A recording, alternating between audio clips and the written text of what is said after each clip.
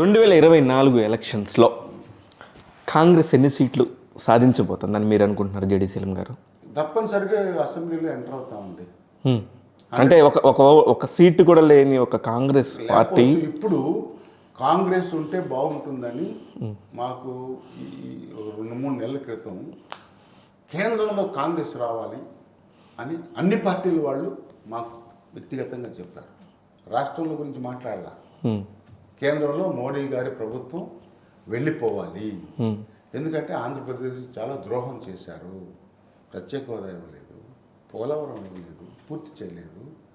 తర్వాత ఉత్తరాంధ్రకు రాయలసీమకు ప్రత్యేక ప్యాకేజ్ ఇవ్వలేదు. నిధులు నియామకాలు నిధులు అని కాదు, అసలు నిధులు అసలు ఎక్కడ వెరీస్ నిధులు నియామకాలు. కానీ నాకు అర్థం కాదు ఏంటంటే ఉండండి, విశాఖపట్నం స్టీల్ ప్లాంట్ అసమర్థత వల్ల వీళ్ళు ఆపలేకపోతున్నారు.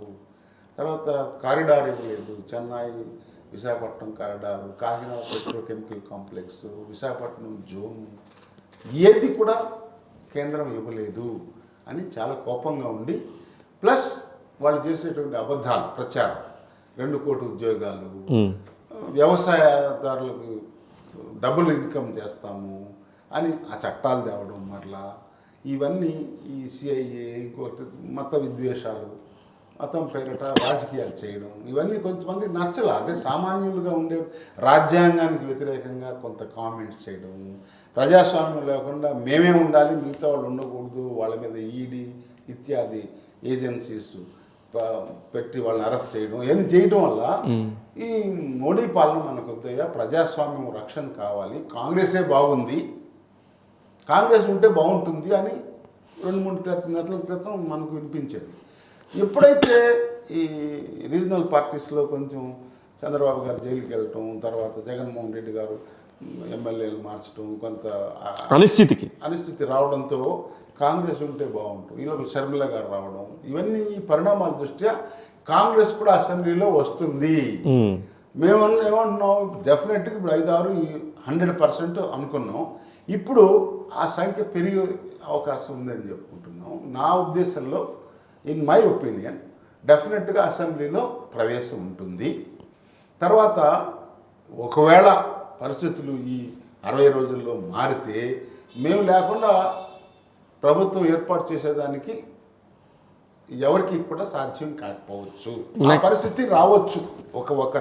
I'm not saying how much percentage, but there is a scope.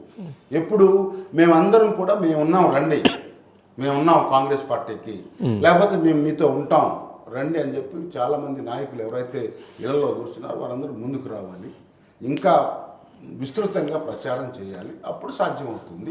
Andhra Pradesh అంటే కాంగ్రెస్ పార్టీని అక్కడ ఆకాశంలో నిలబెట్టిన ఒక రాజశేఖర రెడ్డి కుటుంబం, వైఎస్ జగన్మోహన్ రెడ్డి కుటుంబం, ఇప్పుడు కాంగ్రెస్ పార్టీకి మనుషులను ఎత్తుక్కునే పరిస్థితి ఎందుకు వచ్చింది? మనుషులు ఎత్తుకంటే చాలా కారణాల వల్ల, ఇక్కడ ఎవరైతే మంచి మంచి పొజిషన్లో ఉన్నారో అనేక కారణాల వల్ల పార్టీని విడిపోయారు కదా, వారు ఒక్కలే వెళ్ళాలి.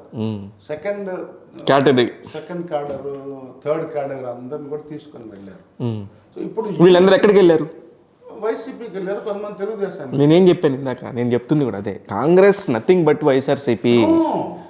They have not gone with Congress label. Congress తిడుతూ వెళ్ళారు, అదే చెప్తున్నా. మాది ఆ కాంగ్రెస్ అంటే కొన్ని గ్రామాల్లో మీరు అన్నది, నేను మొన్న వెళ్ళా, మీరు ఓటేస్తారా అంటే అవునయ్యా కాంగ్రెస్కి వేస్తాం, జగన్ అన్న ఉన్నాడుగా అన్నారు. అదేమిటమ్మా ఎగ్జాక్ట్లీ, కాంగ్రెస్ హస్తం గుర్తు కదంటే, అవునా గుర్తు మారిందా, హస్తం అయిందా మళ్ళీ? సో ఆ నకిలీ కాంగ్రెసే కాంగ్రెస్ అనుకుంటున్నారు.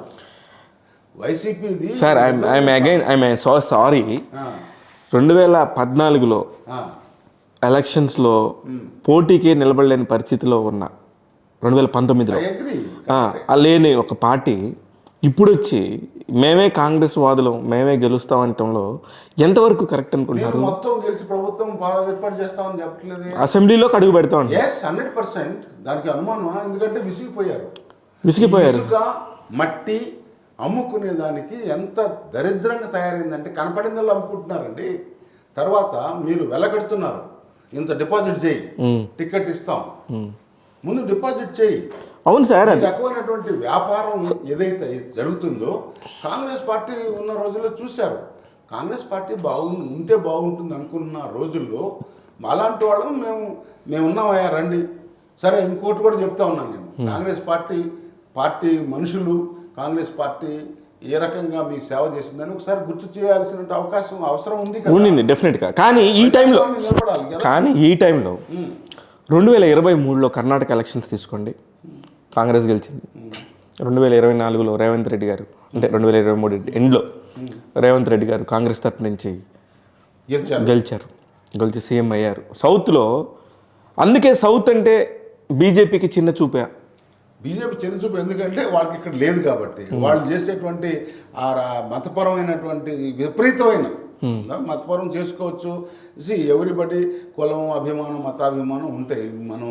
మనం మనుషులు, మామూలు మనుషులు అంతే కదా సార్. మనం ఏది పెట్టి పెంచితే అదే తిని పెరుగుతాం. కానీ విపరీతం ఏది చేసినా ఈ దేశంలో ప్రజలు ఒక రకమైన ఎమర్జెన్సీని తిరస్కరించారండి.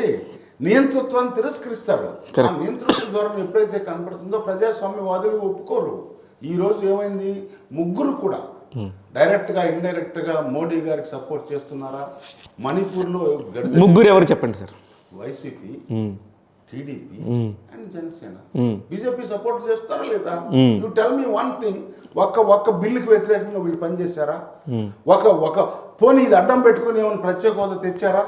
ఇది అడ్డం పెట్టుకుని పోలవరం పూర్తి చేశారా? నువ్వు ఏం చేసావు? నువ్వు వ్యక్తిగత సమస్యల వల్ల నువ్వు మొత్తం జాతినే నువ్వు తాకట్టు పెట్టే పరిస్థితి తీసుకొచ్చారు.